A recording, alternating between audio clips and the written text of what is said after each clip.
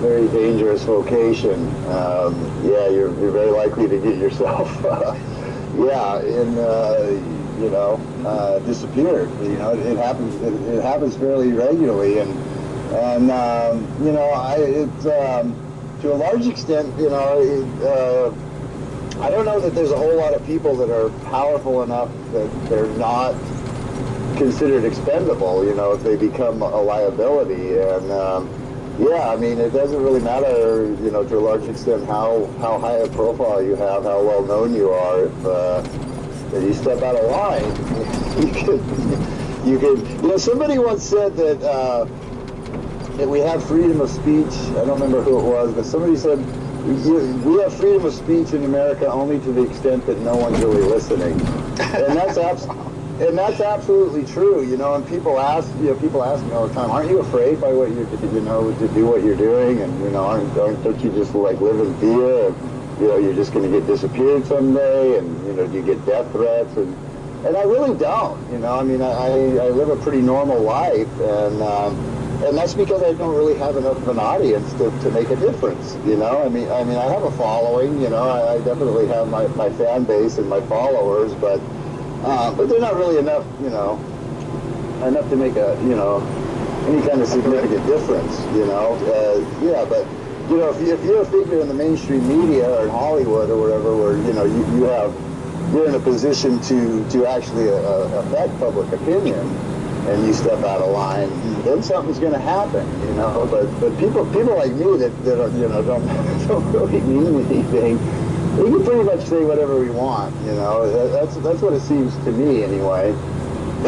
And also, being an outsider, it's the insiders, the people that have inside knowledge that turn whistleblower, they are far more of a threat than people like me that are just kind of standing on the outside, interpreting what we see.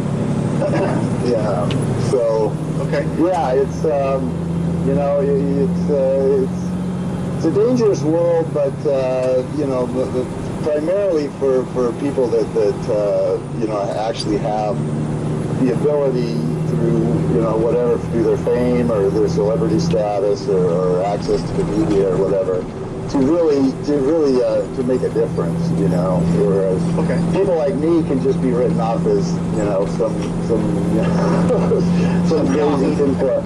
Yeah, some loudmouth nutcase. So. Okay, all right, Dave, listen, we're going to get to the start of this whole thing. I'm going to play the original JFK clip for the audience there. I don't know if you'll hear that. Just stay on the line, and you may hear it. I don't know, because I'm not on your end, but if you don't, it's basically the video. So let me play that. It lasts about a minute, so here we go. Okay. We choose to go to the moon in this decade and do the other thing, not because they are easy, but because they are hard. Because that goal will serve to organize and measure the best of our energies and skills. Because that challenge is one that we're willing to accept, one we are unwilling to postpone, and one we intend to win, and the others too.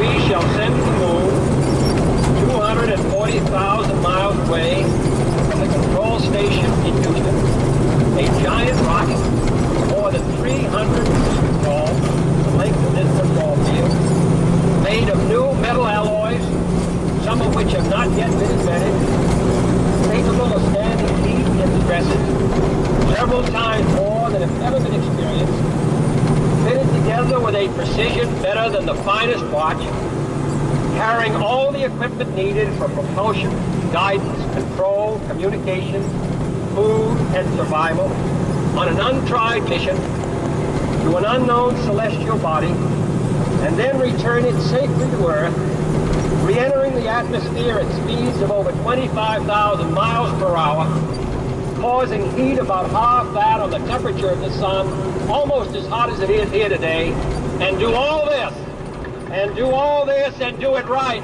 and do it first, before this decade is out. All right, Dave, I just played the original video there of JFK talking about launching the moon ever. And, a couple people pointed out that were listening to that said, within that speech, he said that we're going to go there with new alloys that haven't been invented yet. I just got a few minutes of silence there. Yeah, So I know you did, but I figured you did. But what I'm saying is, he was saying that they're going to use alloys, and I never even heard that till I got the clip today. That I've always heard, we're going to the moon, but he actually said in that speech, we're going to go there with technologies that's not been invented and alloys that's not been invented. Is it that he fantasized that we could go if they did invent these things? But I haven't read any historical evidence that there was magical alloys invented, say, to get us through the Van Allen radiation belt or to land on the moon unscathed. Have you?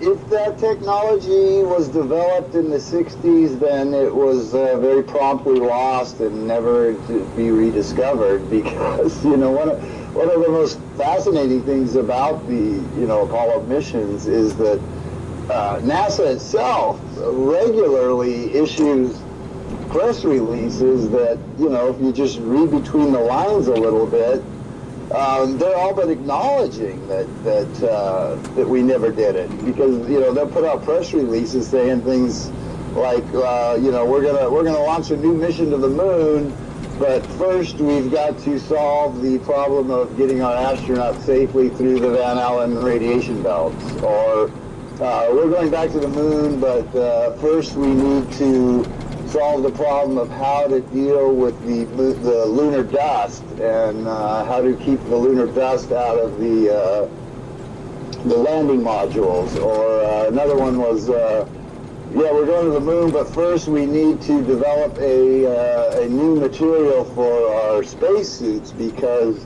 none of the materials that we have currently available will withstand the extreme temperature changes, temperature differences on the moon. And, there's quite a few of those that I've listed in my series. And it's just amazing to me that, they'll say these things, and none of the reporters or people on hand or, scientific community or whatnot will say, hey, well, wait a minute, didn't we solve that problem way back in the 1960s? And, right, now they have to solve it. They have to solve it again now, it seems.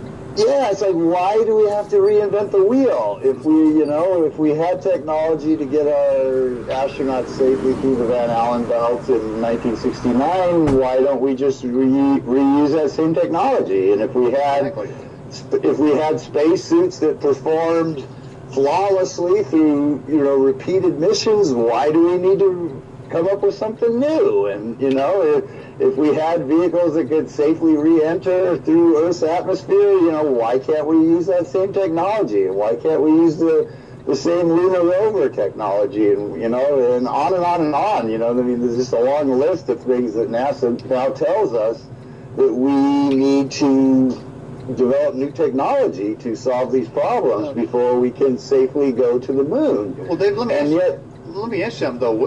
If you look at the limb, it has that sort of golden tinfoil. Now, maybe that was some super alien technology alloy that could withstand 5,000 degrees and 20,000 pounds of thrust. What do you think? I think it looks a lot like the mylar that's used to make balloons for kids' birthday parties. Is what it looks like. Is what it looks like to me. Well, it could have been that same balloon material that was all over the Roswell field. Yeah.